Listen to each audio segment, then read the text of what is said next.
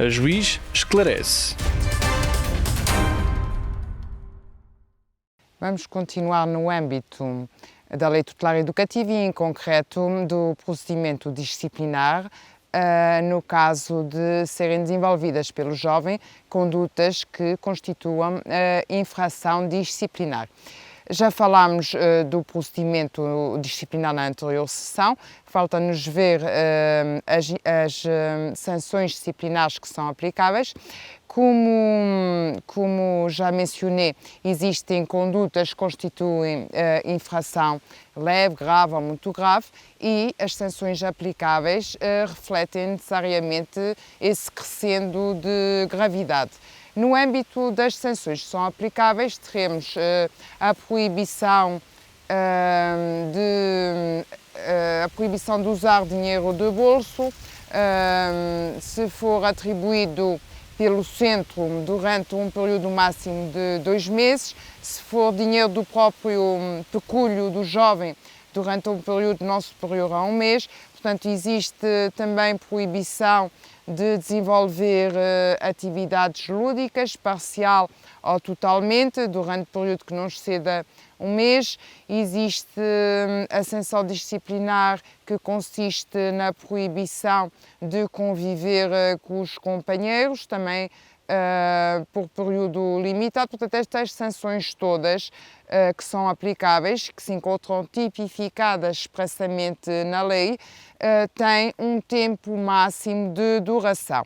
E então, como é que isso se reflete no caso de infrações leves, graves e muito graves? Os tempos que se encontram previstos para cada uma dessas sanções disciplinares são diferentes. Portanto, os tempos de proibição, por exemplo, de usar o dinheiro do bolso pelo jovem, de não concessão pelo centro educativo de dinheiro de bolso ao jovem, é diferente caso se trate de infração grave ou muito grave ou leve. Portanto, a gravidade, o tempo de duração da sanção, dentro dos limites máximos que a lei prevê, pode ser diferente, portanto, mais prolongado à medida que a gravidade da infração vai aumentando.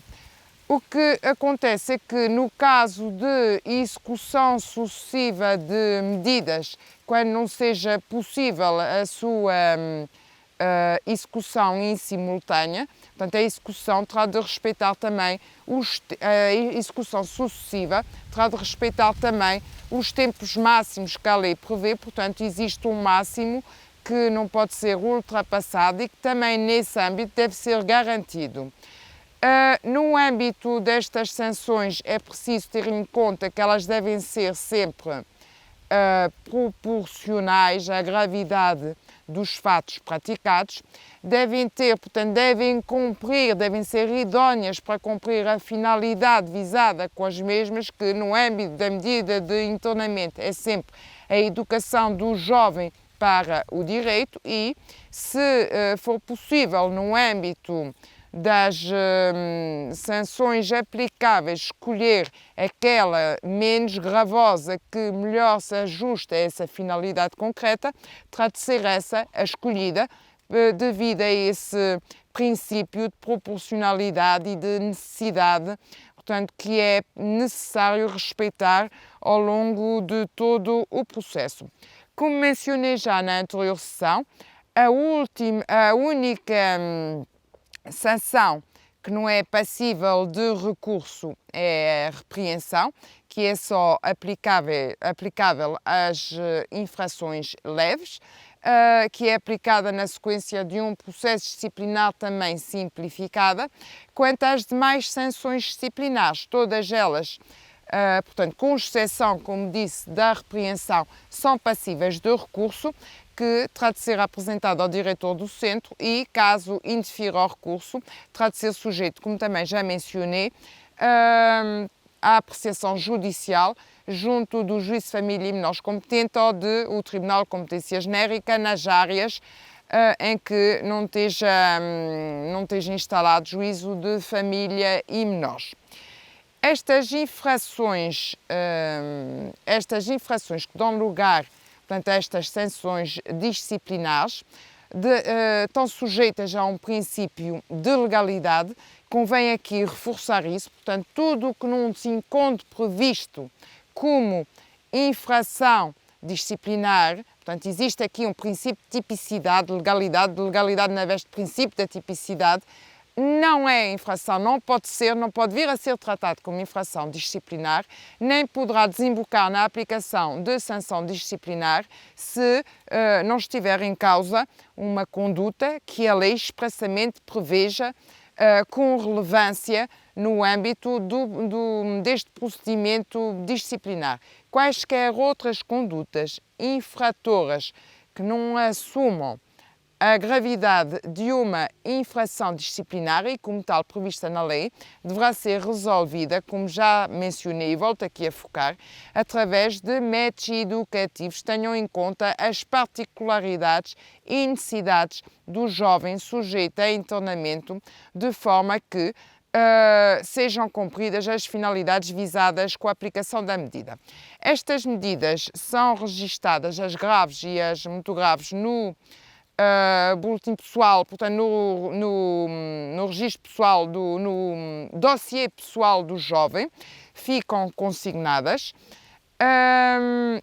Existe também, para além disso, no âmbito deste procedimento disciplinar, um prazo de prescrição.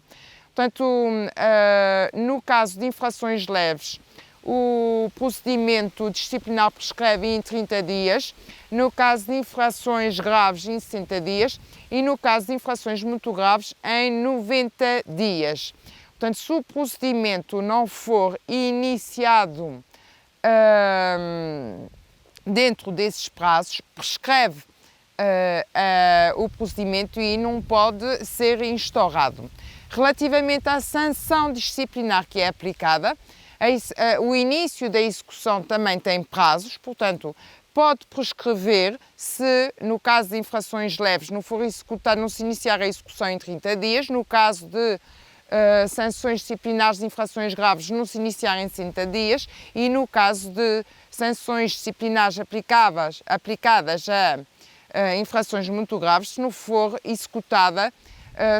iniciada a execução da sanção no prazo de 90 dias. Contudo, esse prazo de prescrição interrompe-se com a notificação do início da execução. No entanto, se a execução ficar parada novamente por 30 dias, volta-se a reiniciar o prazo de prescrição. Portanto, não basta notificar o início da execução ao jovem, é necessário que se dê efetiva execução à sanção disciplinar que foi aplicada.